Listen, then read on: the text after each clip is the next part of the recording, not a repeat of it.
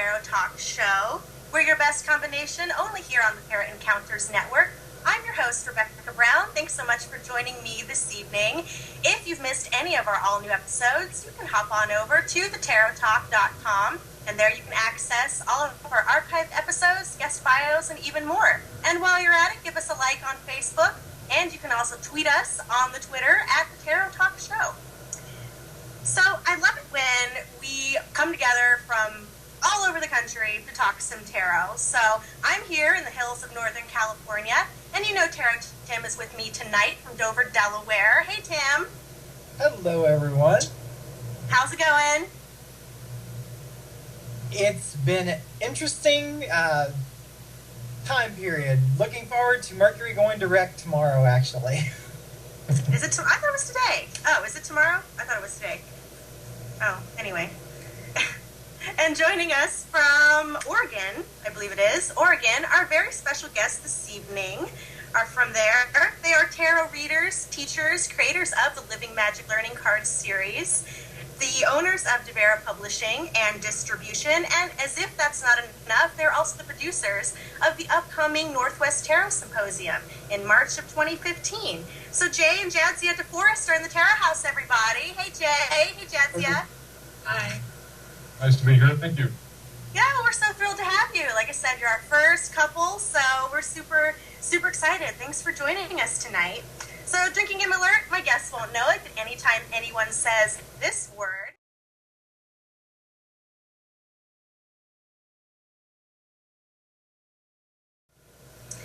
and so it's interesting. We've gotten a couple messages from people wanting to know, Jadzia, how you pronounce your name and what your name means. So I guess touch on that briefly and tell the people about it, because that's kind of why they're tuning in, which I think is funny. Sure. It's pronounced Jadzia. Jadzia? Yeah. And it's actually a Polish name, and I have Polish on both sides of my family. The literal meaning of it is a contentious one, which I am using. And a lot of people who have seen Star Trek will think of Jadzia Dax, who is a popular character on Deep Space Nine, so I get that a lot. Oh, okay. Well, it's beautiful. Yeah, thank you for sharing. So, it's what you, before we had, or you had sent me your bio and all the things that you've done, and there's so much to choose from, but it wasn't until, like, ridiculously recently that I realized that I actually have the Living Magic learning cards, and I love them. Like, I have the astrology ones and the tarot ones, and I just love it. And they were very, very helpful years ago when I was learning astrology. So it's great to be talking with you today. They're just, yeah, they're awesome. See them turn up in people's hands or in stores when we're looking around at websites, and they have pictures of their stores with a tour, and I see the tarot shelves there, and it's really cool to see our card decks up there, or one of the other decks. So yeah, it's fun. I'll bet. I was in the shop I do readings out of today, and I always look to see if we have new decks and stuff on our little area. And I was actually looking, we've got a whole shelf of those, and I didn't put it together in my head that it was y'all until me and Rebecca were talking before the show, and I was like, oh my goodness, I was looking at those today. It's funny. Yeah. Well, anyway. So tell the viewers a little bit about yourselves and just some of your other work. Well, several years ago we had a metaphysical shop here in Portland called the Goddess Gallery, and that was going nicely. It had been going for a long time, and we had a lot of people that would come in for classes of various different topics. Jadzia was one of the readers there and the floor manager of the store, and I got to do a lot of the back-end work and to try not to scare people too much. And it was a good place. We really enjoyed that, but we also were finding that when you're trying to run a business like that as a couple, getting stuck in the store day after day after day, nice weekends come along and you're waiting for customers, but they're all out at the river or out at the mountains, and rainy days you're in the store waiting for customers, but they're all staying home because it's raining. And we decided we did not want to be trapped inside a store like that anymore. And along with the classes and things we've been doing, we came up with the idea a while back that people ask, well, how do you learn all these details for tarot or all these details for astrology? And, we used to tell people, well, go get some 3-by-5 cards and get all your favorite books and sit there and just make up flashcards. And it finally sunk in that, why don't we try to make our own? Because there were none out there. We looked, and nobody had anything like it. Right, so yeah. Led to creating the first 3 learning card decks and decided to switch over into being wholesalers. And instead of selling from one store, to be able to try to sell from several hundred stores. And then as we started doing that, we had more people come to us, bringing their projects to us, saying, well, can you carry my cards, or can you help me produce my cards? And that snowballed. So it's been a crazy 4 years. Yeah. Yeah. Well, that's awesome. And of course, we got to talk about your tarot symposium that you're putting on next year. That's huge. So, imagine it's an unimaginable amount of work, So tell us about that. Yes, it is a lot of work, but I really think it's going to be worth it. And in a lot of ways, it has been fun so far of just, connecting even more with the tarot community has been great. But yeah, the symposium came about actually having a conversation about different tarot conferences across the United States, and realized that the one that's closest to us is at SF Bats in California. And there's really nothing in our area that's that big, so we decided to take it on and create a symposium. It actually started as a joke, because we were talking about bats, the Bay Area Tarot Symposium, and I said, we're up in the Northwest, we'd have to have newts.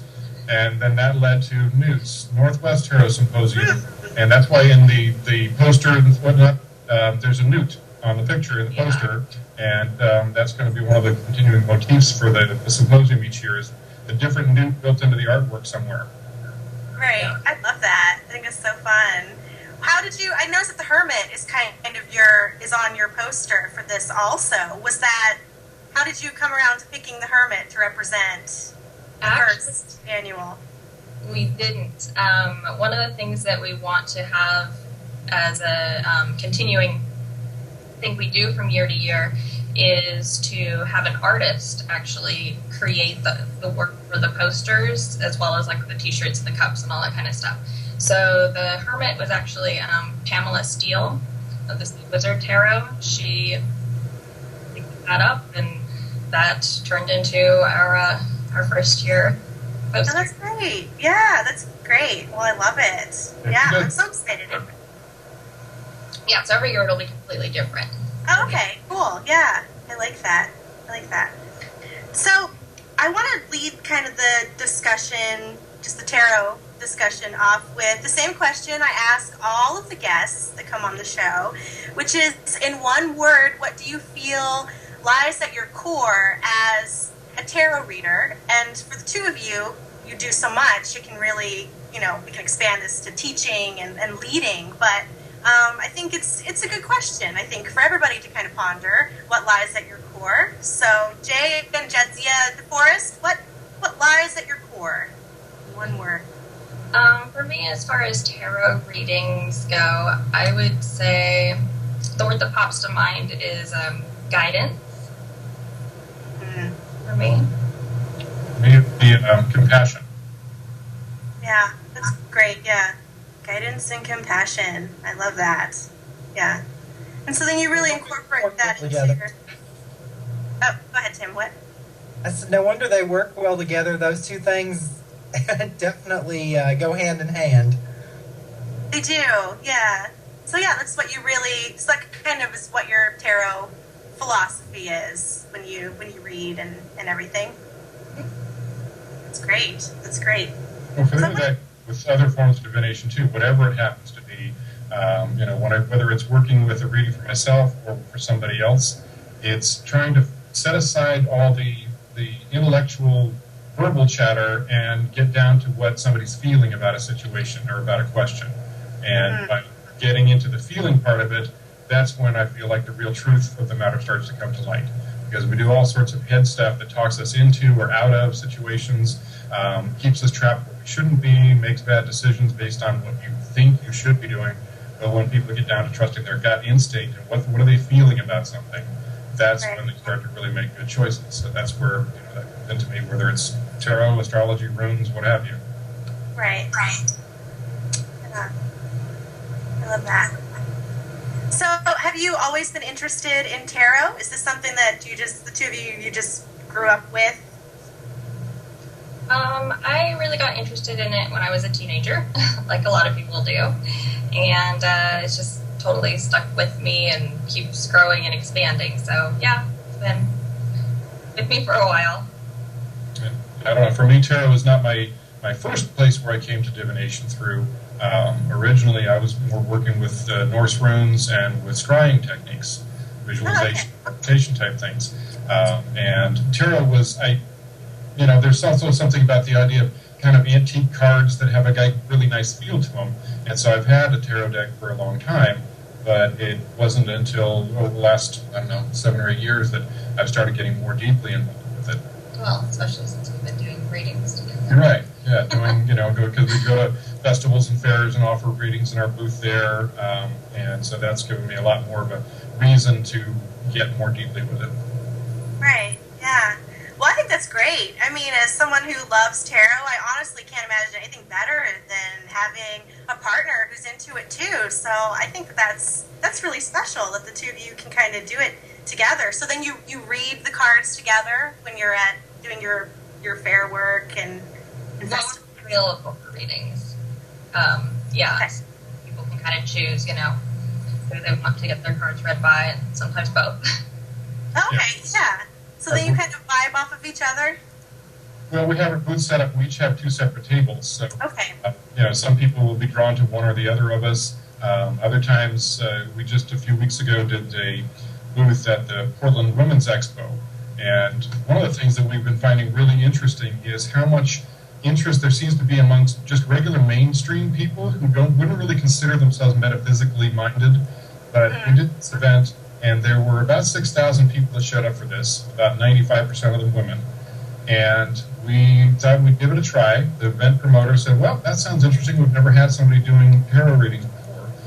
And from about 20 minutes after the show opened until about 20 minutes before it closed, we were backed up 8 to 10 people deep waiting for readings. And just generally very mainstream suburban type of show. So it's really kind of cool that there's being this growing interest in people, looking into those aspects rather than we've had other times where, people will kind of cross themselves and walk by fast and then wait till they get to the end of the road and double back while they let their friend go on and, make some excuse and then come back for a reading. It's kind of interesting.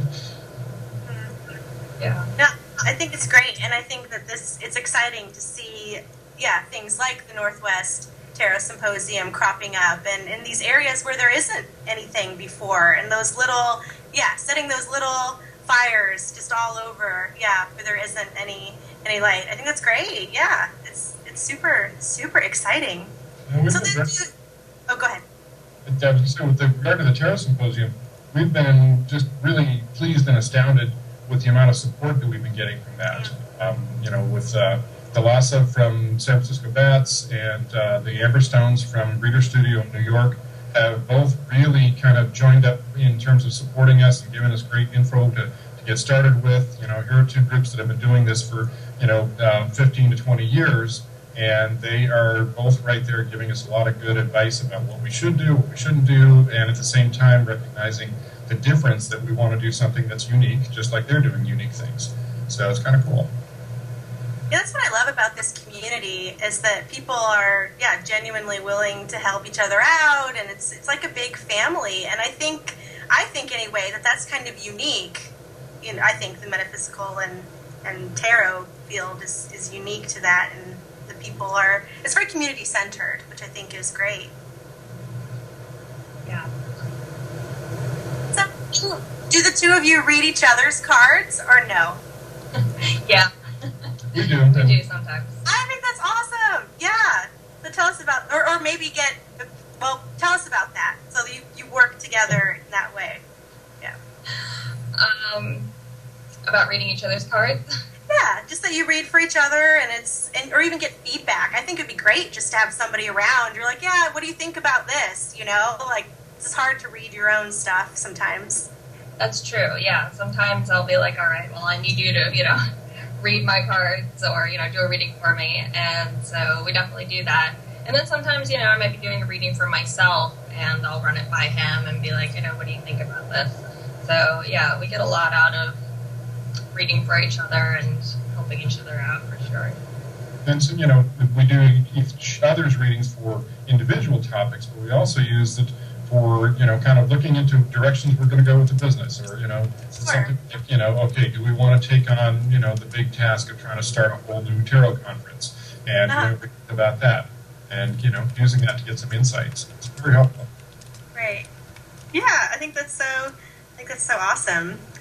So what tarot card, Jadzia, what tarot card do you feel Jay is? And given, I'm sure he's a bunch of different things, but tell us because my big thing is pulling the cards into real life and people and situations with them. So what tarot card would you say Jay is? Well, I would say recently, especially, he's been very emperor-like. Imagine. Tell him what you said when we first got together. Oh, yeah. When we first got together, I called him the King of Swords, and he didn't like that very much. Oh, really? That's funny. I'm glad her opinion has softened a little bit over time. That's funny. So how did you two meet? Was it at something tarot metaphysical related, or no? Actually, that shop that he owned, the Goddess Gallery, I was hired on there as a reader, and that's actually how we met. Oh, gotcha. Okay. Together. Oh, that's funny. Yeah. You're dodging around the whole, not wanting to cause any kind of workplace harassment type issues, and finally, after almost a year, it kind of was like, okay, we're not going to be able to avoid this anymore. Let's confront it. So. Yeah. Sure. Did you read the cards on it? Yeah, lots of that on both sides, I think. Both of us, you're working at the store, and after the party at which this finally came out into the open, the next day, each of us thought we were being real sly and going to talk to this other reader to get a reading on this kind of ambiguous situation. And, I went second. I didn't know that she had already gotten a reading. And I went to go talk to the reader, and she gets about 2 cards into it. She goes, "Is this about Jadzia?" Mm-hmm. Oh, that's other people knew before we did. Yeah. Sure. Yeah. So how about you, Jay? Like, what card would you say best describes Jadzia? I like Queen of Cups for her, although when she does decide that she's in her contentious mode, she sees herself as Queen of Swords, and I think that's actually good. That's a nice balance to be able to, kind of step back and forth between those two. No, I think so too. Yeah. Yeah, the water and the fire, and I think that's great. That's great. I don't know. Now I'm thinking like, I don't know what I would call Tim, actually. I don't know. You're like Page of Swords to me, I think. All that air. What about yourself? You're always whipping around. Me? Oh, I don't know. I don't know. I was the Queen of Cups, maybe? Somewhere, Queen of Cups, Queen of Swords-ish. Yeah, I would say. For me. Somewhere in there. A little edgy and a little emotionally deep, yeah. Mm-hmm. Yeah, so that's funny. So, do you have... Oh, go ahead, Tim. Sorry to interrupt you. Oh, you got a lot of Empress energy, whether you are wanting to deal with that right now or not. Honestly, not really. I'm like, I don't want to be in charge. Just I know. Make a decision for me, which is very Queen of Cups, I think, in a way. Yeah. Just be careful of those spiritual 2x4s. Sweet. So do you each have a favorite tarot card? Like something that you really relate to? Well, I like my life path card a lot, actually. I'm an 8, so depending on the deck, it's either, strength or justice, and then I just love the star card. Yeah, we were talking about the star 2 shows ago. Yeah, spirituality and the healing of the star. Yeah. Mm-hmm. It's That's great. Tell us about the life path. Oh, How do we find our life path card? What was that? How do we find our life path card? Tell us about that. Oh, so that's basically with numerology. You add up your birth, month, day, and the full year, and keep adding till you get a single digit, and then that's your life path number. Okay. I'm going to have to sit down and do that, because I don't know. It's fun. To the major arcana, and the minor too, actually. You can pull out the cards that are your life path number. Very cool. Yeah. How about you, Jay? Do you have a card that you really resonate with? I kind of like the Magician. Just have always sort of been one of those handyman kind of people that I really like being able to multitask and have kind of an interesting range of skills. And so that one kind of fits for me, I think. It's the one I like the most. Yeah, I love the Magician. He's, everywhere in a way. Very omnipotent card. And all that power. Yeah, all the power. Well, that's one that comes up a lot for me in doing readings for people. And just as a reminder to them that they've got all these skills that they may not be paying attention to. And if they can actually step back and look at their life, not in terms of the problems, but their successes, and to actually step and realize that, well, look at all the things you've done, all the things you can do, and then bring that to whatever the current situation is. And so that to me is a big part of the Magician, is helping people to realize that they've got a whole range of opportunities to help themselves, and they just need to be aware of it. Yeah, utilizing those tools and skills. What do you feel, just in your experience as readers, what do you feel really holds people back from, I guess, owning their inner magician? Fear. I think some people are just, we're living in this culture right now that is so function-based and warning label-based, and for so many people, I think they're just afraid to step out and take a chance. They're afraid that, what if it fails? Okay, so it fails. People look at us and the things that we're doing, and they sometimes just sit in wonder and look at all the various different directions that we're going, multitasking at several different levels between running a publishing company, starting this new event. She teaches classes. We've got just all these various things going on, and part of that is just not being afraid to say, well, that didn't work. And if you did it for a while and it's like, well, that's not really manifesting the way we'd like it to, then to not be afraid to let it go and try something different. But things like the Tarot Symposium, that's a huge one. To be able to say, yeah, we're going to sign a $12,000 contract with the hotel and put ourselves on the line, energetically, emotionally, financially for a brand new event. And people going, yikes, I'd never do that. But, that's just what you got to do. Right. So that's kind of the fearlessness of the Fool, really. Or to me, it feels like, that comes before the Magician. Yeah, the fearlessness of the Fool. But I would say like the faith of the Fool also. Because, it takes a tremendous amount of faith to do what you're doing and to believe in what you're doing. And to kind of pull from that core, really. Mm-hmm. Yeah. The Fool is the card that I connect with. Always has been. And a lot of people think of the negative things of the Fool, of, the airhead, he never pays attention, he doesn't, do all this. But the way I look at it, the Fool knows that he's protected and watched over, and that makes the Fool fearless. So he knows it's going to be okay no matter what, so just go ahead and jump off the cliff, jump into it, and it'll be fine. Yeah. As you can tell, I've got the huge Fool on my arm. Which some people thought you were foolish to put on your arm. Yeah. I remember that conversation. Yeah. Like, what are you doing that for? That's ridiculous. Yeah. That was when I stepped into tarot and made it a profession, and, that was that leap of faith. It's like, okay, well, I can't deny what I do if it's right there on my arm for everyone to see.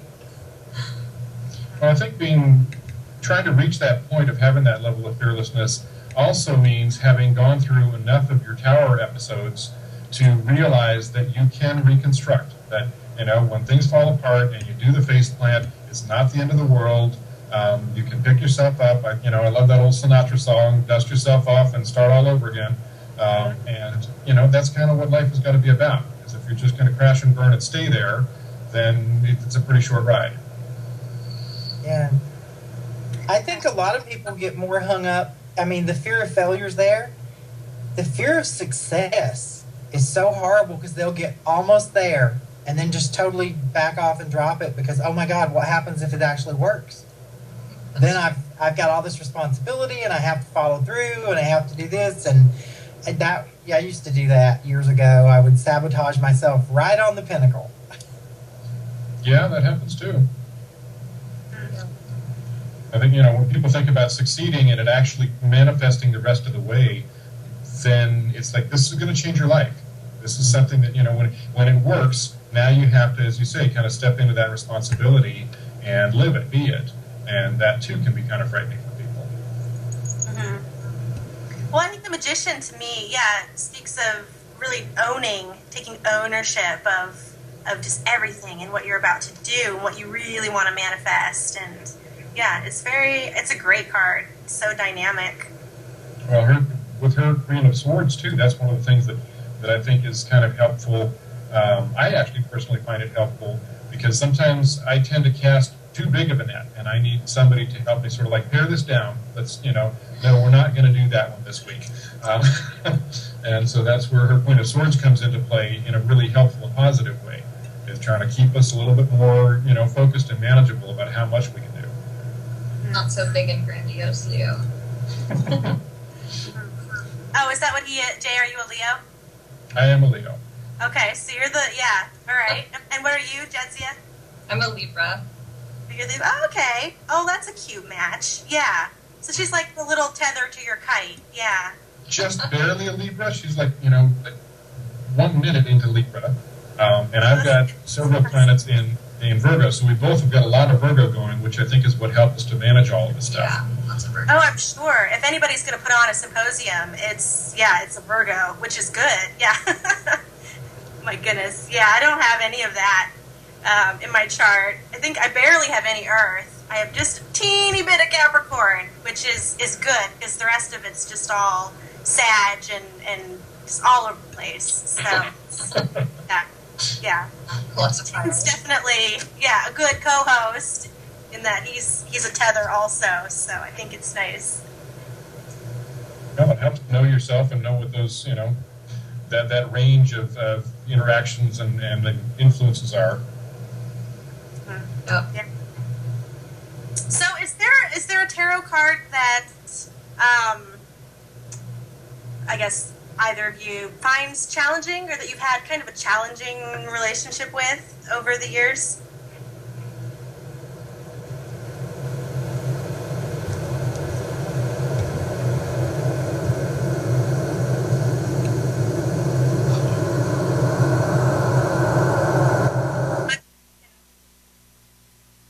There they are. Yeah, the audio. Okay. I think the time that the power came up for me in a serious reading was quite a few years back, and at the time there was a fair bit of trepidation about that. Well, what is it about? Because it was unclear what was going to break, and what ended up breaking was my previous career had just completely run its course, but I didn't realize that yet. And so over the course of a few months, my entire life, my entire identity changed. But that, as the Tower does bring about, let me open up the doors to, okay, what's next? And what's next ended up being the path that I'm on now, which is more into teaching and, things like running a metaphysical store or doing the events we're doing. But that first experience with the Tower was quite an eye-opener. Sure, yeah. How about you?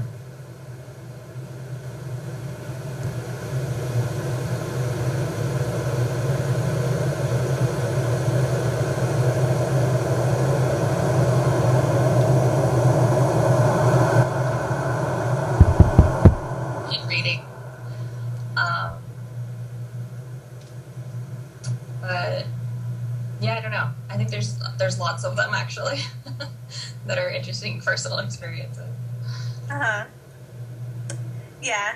Tim and I have talked over the course of several shows, the cards that we just keep showing up for us, where we're like, really, this card again, but it's just like when it shows up, it's the message that you need to hear in the moment. Yeah. I know Tim's is the Hierophant. That can be a challenging one. Yeah.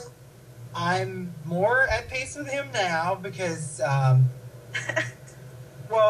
as a gay man, that was all that tradition and judgment and yeah. But I see him more now. It's more the shaman, just the keeper of the ancient ways and the wisdom and the healer, and I work at him from that. But interestingly enough, those silly little Facebook tests that people send you, someone linked me to what is your tarot soul card, and of course it was the Hierophant. Can't escape that, huh? No. See, that's funny to me because I see you as the Hierophant in many ways.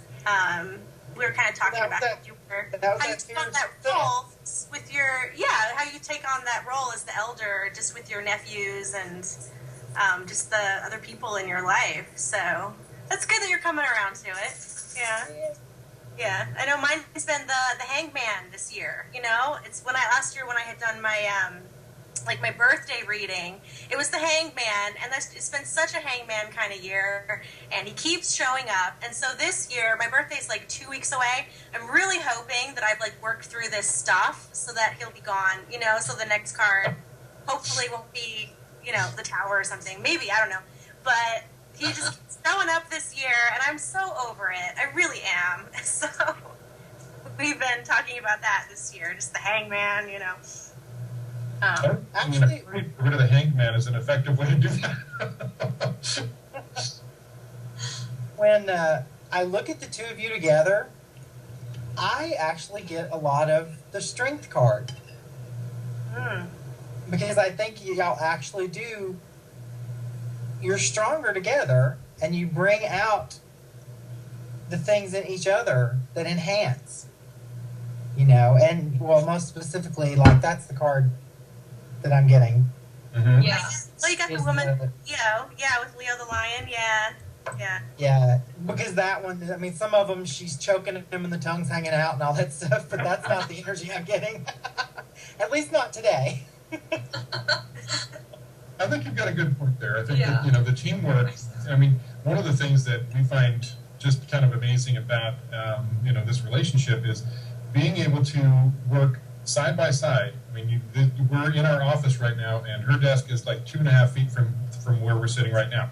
And so, we work side by side all day long, a lot of times 6 or 7 days a week, and yet can still feel like we want to spend fun time together. We still feel like we want to be able to start a new venture together, and support each other in the individual things that we want to do too, so that, we do have that room for personal and individual growth. But I know for myself that it does have a very soothing effect on me, because I tend to be one of those people who I look at the state of the world, the political things that are going on, the social challenges that are going on, and I just want to get up on my soapbox and roar. And right. She was very good at helping to go, okay, calm down, let's put this in a productive, direction here. Mm-hmm. Yeah. And you have the opposite effect on me. You get me motivated when I'm like, I don't know if I can do this. Yeah. Yeah, it's good to have a teammate for sure. It is. It's so great, to have a teammate, a wingman, and a partner. Yeah, absolutely. Totally. Yeah, I never wanted to do the show by myself. I knew I needed a partner. Yeah, because two heads are better than one in so many ways. And yeah, everybody needs a sidekick, really. So I think it's great. So, Jadzia, are you working on a tarot deck? I thought that was something that Jay told me, and so I wanted to ask you about that, what you're working on. Yes, I am working on a tarot deck with a friend who is also an artist here in Portland. And, it's been one of those things that's been just kind of, rolling around in my brain for quite a while now. So It seemed like it was time to start on that. we'll see how, that'll be an interesting journey for sure. And it's right now, the one we're working on is kind of like mermaid and Atlantean themed. Oh, very cool. Be great. I like that. Yeah. What medium are you using? Like, what are you working with? We're going to use, we're using colored pencil. Oh, fun. Right now. Yeah, I think we considered a lot of things, and that seemed the one that's going to, work the best for what we're trying to do. So. Yeah. That she's working with, the artist she's working with actually started as a tarot student at first. That's true. What was this, 3 or 4 years ago? And he went through all the levels. She's got several different levels of classes that she teaches, and he went all the way through those up to becoming a professional reader himself, and now is working with her on the artwork side of it. So I think that's great. Yeah, we have a long connection, so it's nice. Yeah. No, that's great. That's one of the things that I found tarot has really done. It's amazing how it just expands your world in that way, where you meet people who know people who know people. Like, it's great. Yeah, you can really make those connections because of tarot. I think that's so great.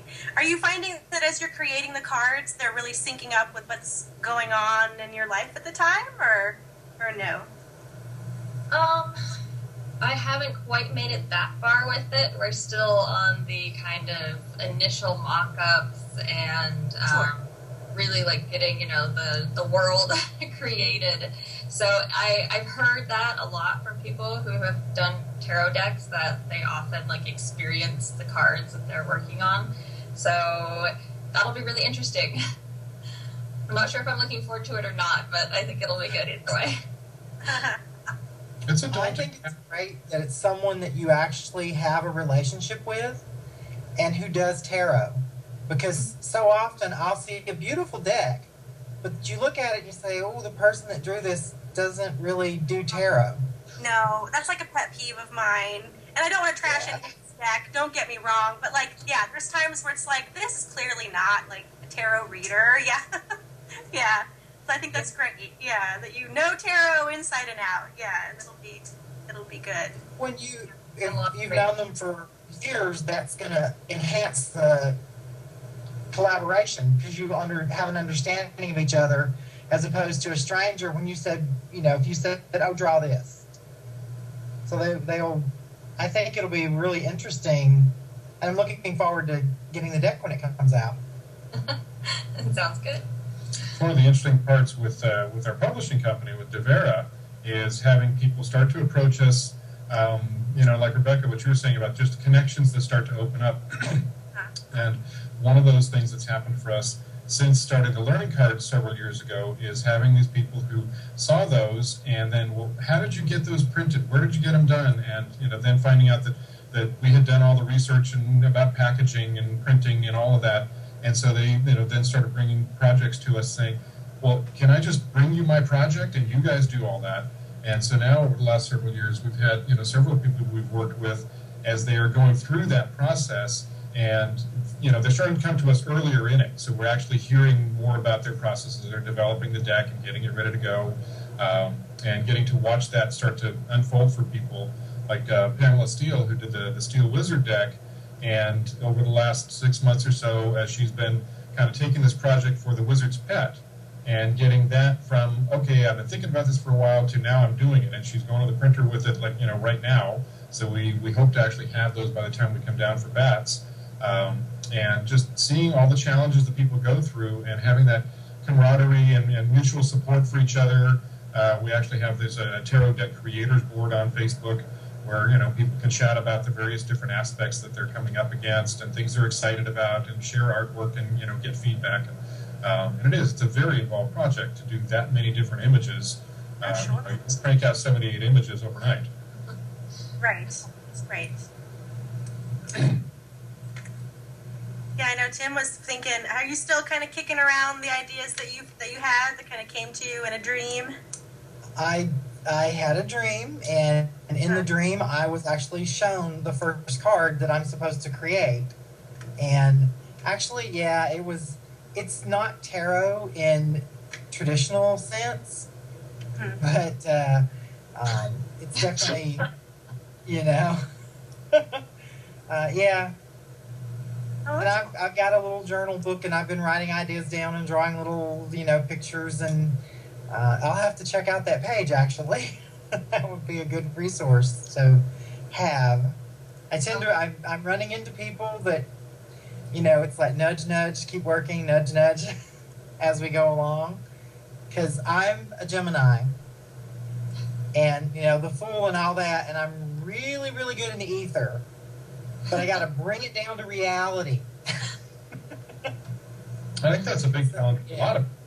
You know, they have these ideas, but then when you start thinking about what is it going to take to actually take this from an idea into a physical, saleable product, and they just get daunted by it all. And that's one of the things I think we're being able to offer people through Devera is a bridge that helps them get across that piece of it. So they don't have to research printers. They don't have to learn how to design a box cover. They don't have to figure out where to get an ISBN number, or, you know, what's going to, all of that stuff. They don't want to deal with because they're artists. They're artists, you know? Right? And so being able to bring their project to us, and yeah. Right. Yeah. When I get a little further along, I'll definitely be hitting y'all up. So be warned. Well, it's exciting to see, you know, this growing range of different. You know, I mean, because everybody's vision is so different. You know, a few months ago we put out the Tarot de St. Croix, and it's a really vibrant deck, and, you know, so much different than, say, Pamela's Steel Wizard deck, or somebody this coming week we're supposed to be getting a delivery called the Holy Card Tarot, yeah. Which is based on, I don't know if you guys either have Catholic background anywhere, but for a long time there were these little prayer cards that the Catholic Church was putting out that had saints and Mary and Jesus and whatnot. Some really beautiful artwork, but she's basically created an entire tarot deck based out of those cards. And a totally different motif, but a beautiful product. And just, you know, the diversity of it all is just amazing and wonderful. Yeah, that's actually one of the things I really like about, like, the publishing and the distribution part of what we do is just seeing the diversity of these, you know, independently created and produced decks that are just wonderful, and it's like, you know, you really won't find them anywhere else. So it's like finding those people is just really great.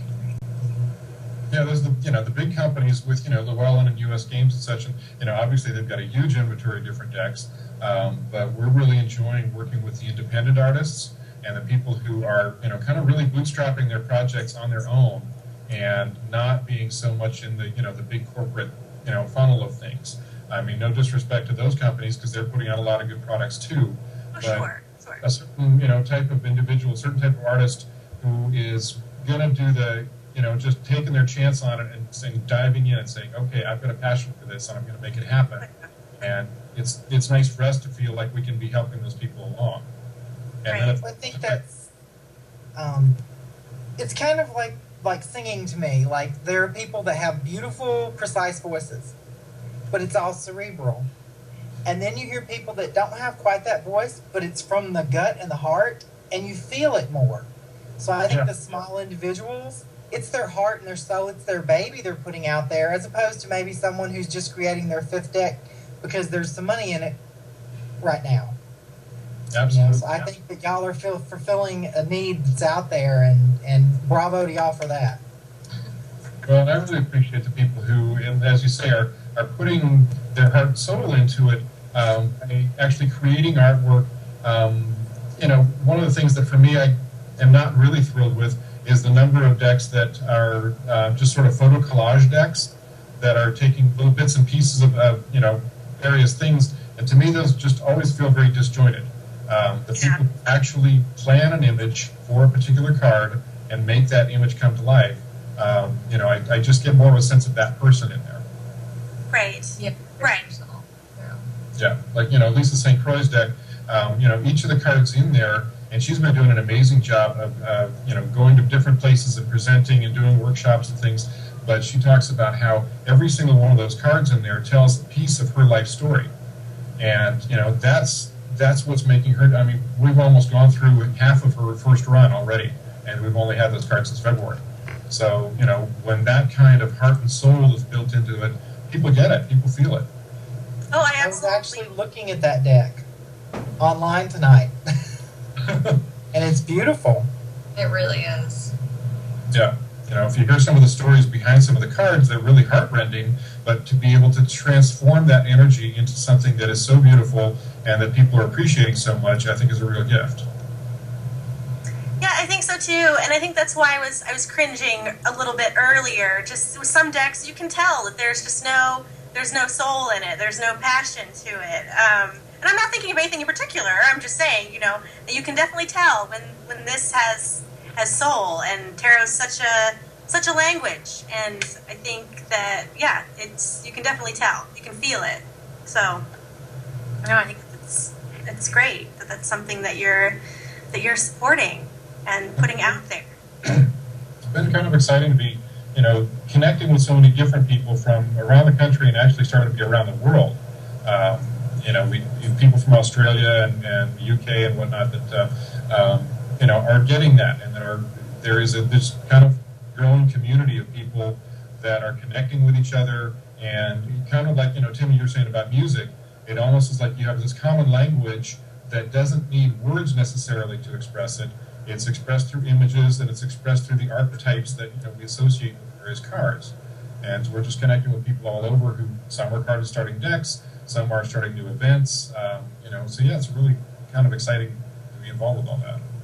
I actually have a group, and it's a small group on Facebook, but it's all over the world, and we decided to do a journal page exchange.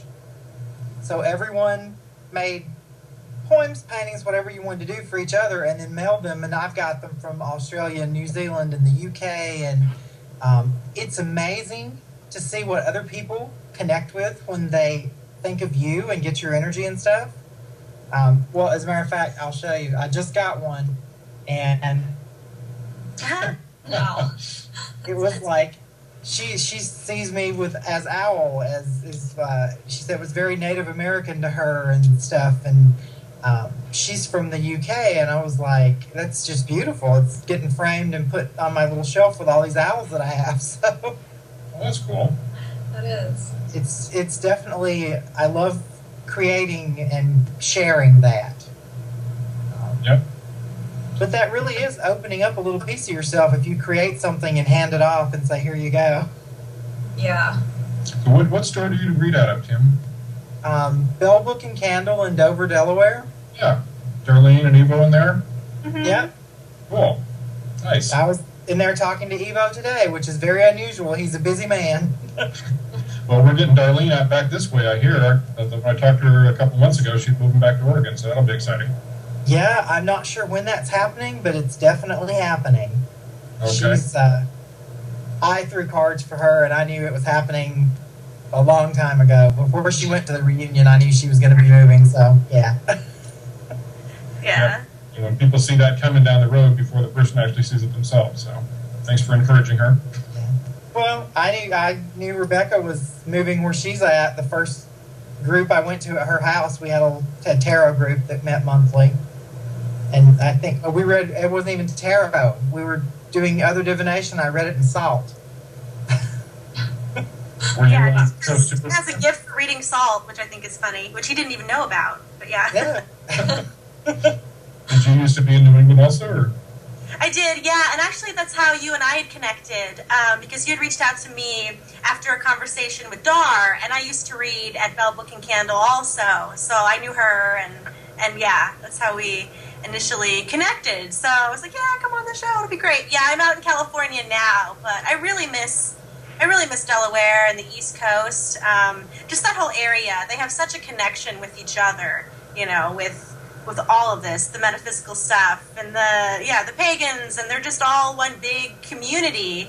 And I don't know how Oregon is for you guys, but at least in California, I feel like it's a little less personal, and given because California is huge, compared to Delaware, but I found that it's not as personal a feeling with the community as it was on the East Coast anyway. It depends partly where you are. I mean, I came to Portland 12 years ago, but I was down in San Francisco and Santa Cruz before that. And a lot more of a close-knit feeling, and at the same time, a lot more of a occasionally cliquish feeling within the Bay Area. But, a lot of people, what I used to tell my students down there was, compared to somebody who might live in, Montana, who would go to the bookstore and, buy a few books about Wicca or about tarot or about divination, and read these books, I said, you may actually, being in Santa Cruz, be standing in circle next to the people who wrote those books. And it's true. I mean, there's just a really amazingly fertile environment there for, people bringing this stuff out to the open. But actually, Sacramento, you're getting a little more of that kind of suburban bedroom community thing out there, and so you have to look a little harder for it. It's more rural, yeah, for sure, than if I was in, the Bay Area. For sure. So it's been interesting, Rebecca actually was the one who kicked me in my butt and made me start doing readings professionally, because I've been playing for 20 years. And she was leaving, and she called me up, and she's like, oh, by the way, you're taking my place at Bell Book and Candle. I've already told Dora and Evo you've got to, go talk to him. I was like, oh, what? Not surprised. And then, That's what it takes. And then Dora did follow through and kick me in my butt, and she's like, get in the back room now. When I went in to pick something up one day, you're talking to Evo. Well, I mean, that's kind of how doing the readings for events and things started with us, because, I've always kind of deferred to Jadzia as being, she's the instructor, she teaches tarot classes, so we go to events, and I would sort of take care of the merchandise side of things. And then when we were finding that there were a lot more people interested in getting readings than there were people in actually buying stuff, and she would be backed up with people waiting 3 and 4 and 5 deep. And so she convinced me to, we need to set up another reader's table, and you can start doing some of this stuff, because prior to that, I mostly had either read for myself when it comes to tarot, or for things like runes and scrying and ritual work, I've always had an easy time doing that with other people. But to actually jump that little gap and go, okay, I will actually read cards for somebody else, that took some pushing. Yes. That's great. And well, that's the Queen of Wands and that's the Queen of Swords. I've made a decree, and here's what I think you should do. So, I think it's great. That's great. So what advice do the two of you have for, new tarot readers, or anybody really, no matter what their experience is, but what advice do you have for the viewers?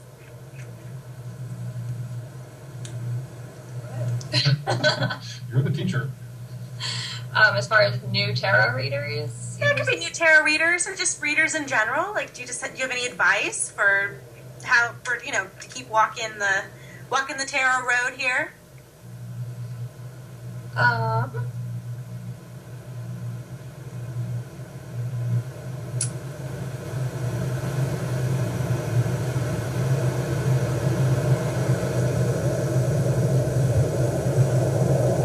Biggest thing that comes up for a lot of people is basically just trusting themselves.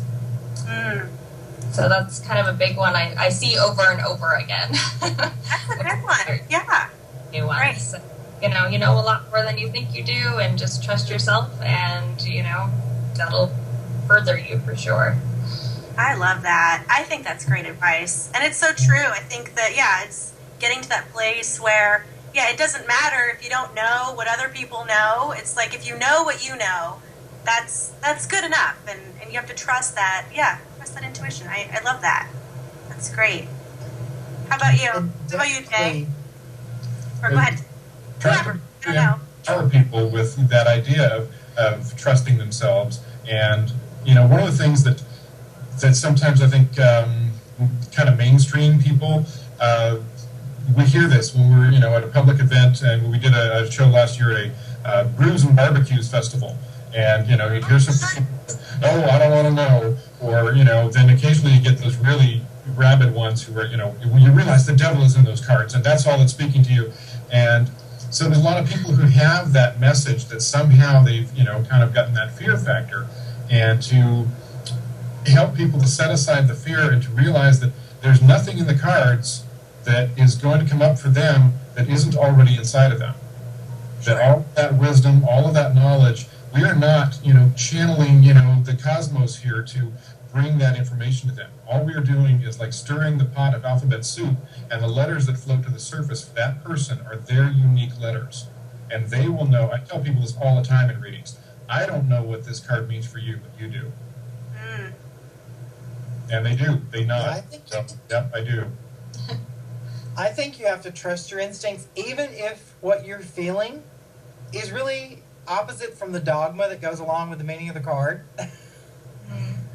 Because there are times I get pictures and stuff, and I have no idea what it means. I actually looked at the one lady, and I was like, I don't know what this means with this card, but all I'm seeing is I want to smack you in the back of the head and play NCIS, because I keep seeing Denozo getting smacked in the back of the head.